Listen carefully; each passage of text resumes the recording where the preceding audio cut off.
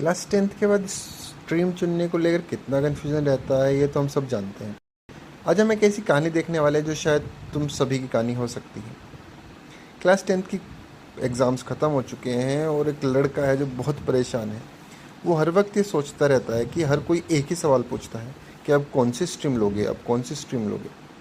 और अब फिर हम सोचते हैं कि साइंस ले लूँ, पर क्या पता मेरा मन नहीं लगा तो कॉमर्स, अरे नहीं, हिसाब किताब से तो मेरा सर घूम जाता है। आर्ट्स, पर क्या करूँगा आर्ट्स लेकर। आप सभी की ये उलझन बहुत कॉमन सी बात है और कई बार इसी उलझन की वजह से हम स्ट्रीम चुनते वक्त गलती कर बैठते हैं। आज हम देखेंगे कि वो कौन सी गलतियां हैं और उनसे कैसे बचा जा सकता है।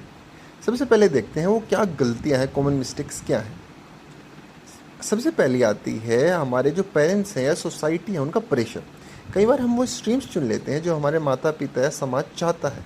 वो हमारा भला ही चाहते हैं, पर ऐसा ज़रूरी तो नहीं कि हमेशा वो हमारे लिए सही ही सोचें। दूसरा आता है कि हम अपने मार्क्स देखकर डिसाइड करते हैं कि हमको कौन सा स्ट्रीम लेना है। ये सोचना कि सिर्फ अच्छे मार्क्स लाने से ही साइंस ले सकते हैं, ये गलत है। हम स्ट्रीम में अपनी प्रतिभा दिखाने का मौका है, हर जगह आप अपना टैलेंट शो कर सकते हैं। एक बड़ी गलती हम करते हैं दोस्तों के पीछे बिल्कुल ब्लाइंडली चलना। अच्छा है कि आपके दोस्तों का साथ हो, लेकिन सिर्फ इसलिए उनकी स्ट्रीम चुन लेना ठीक नहीं। ये दोस्त ने सेलेक्ट की, मैं भी वही सेलेक्ट कर लेता हूँ। आपको अपने इंटरेस्ट और एबिलिटी के हिसाब से फैसला लेना चाहिए। अब अगर ये सब गड़बड़ हम कर रहे हैं तो हमारा सही अप्रोच क्या होना चाहिए, आइए वो भी देखते हैं। सबसे पहला है कि आपको अपने इंटरेस्ट को पहचानना चाहिए। आपको क्या अच्छा लगता है, क्या करना पसंद है। अगर आपको चीज़ें कैसे काम करती हैं ये जानने की बहुत उत्सुकता रहती है तो साइंस आपके लिए एक अच्छा ऑप्शन हो सकता है। या फिर आप खुद को बहुत ज़्यादा क्रिएटिव मानते हैं, कहानी लिखते हैं, ड्राइंग करते हैं, तो आप आर्ट्स में अपनी प्रतिभा दिखा सकते हैं। या फिर आपको कैलकुलेशन, हिसाब किताब, बिजनेस में बहुत इंटरेस्ट है तो ऑब्वियसली आप कॉमर्स ले सकते हैं। दूसरा, आपको क्या ध्यान रखना है स्ट्रीम सेलेक्ट करते हुए, आपको अपनी स्ट्रेंथ्स और वीकनेस के बारे में पता होना चाहिए। आप चाहें तो उन्हें लिख सकते हैं। आप किस सब्जेक्ट में बहुत अच्छे हैं। क्या आपको मैथ्स के सवाल करना बहुत ईजी लगता है तो आप बिल्कुल कॉमर्स की तरफ भी जा सकते हैं। आपको अपनी कमज़ोरियों के बारे में पता होना चाहिए। अगर आपको लगता है कि साइंस का पेपर तो बहुत ही मुश्किल होता है, बहुत मुश्किल से पास हुए हैं, तो शायद साइंस स्ट्रीम आपके लिए नहीं है, आप दूसरी स्ट्रीम सर्च कर सकते हैं। सबसे ज़रूरी क्या है स्ट्रीम सेलेक्ट करते वक्त, वो है इन्फॉर्मेशन इकट्ठी करना।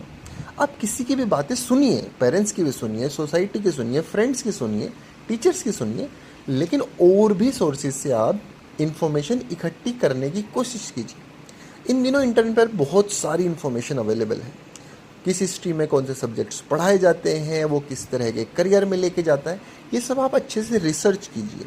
और मैं सजेस्ट करूँगा आप उसको लिख कर रिसर्च कीजिए पेन पेपर के साथ। आपके स्कूल में अगर करियर काउंसलर है आप उनसे बात कर सकते हैं, आप अपने टीचर से बात कर सकते हैं, पेरेंट्स से, दोस्तों से, पड़ोसी से, या आपके आसपास कोई प्रोफेशनल रहते हों जो उस फील्ड में काम कर रहे हो तो आप उनसे भी पूछ सकते हैं कि उन्होंने क्या पढ़ाई की थी।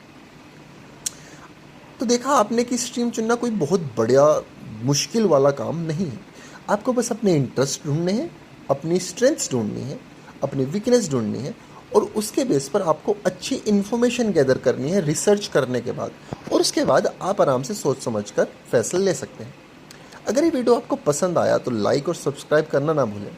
आने वाली वीडियो में हम खास करियर विकल्पों पर गहराई से बात करेंगे कि इसको कैसे अपनाया जा सकता है, उसके लिए कौन से रास्ते, कौन से पाथ्स हमको चूज़ करने हैं और उसमें किस किस रिसोर्सेज की मदद हम लोग ले सकते हैं।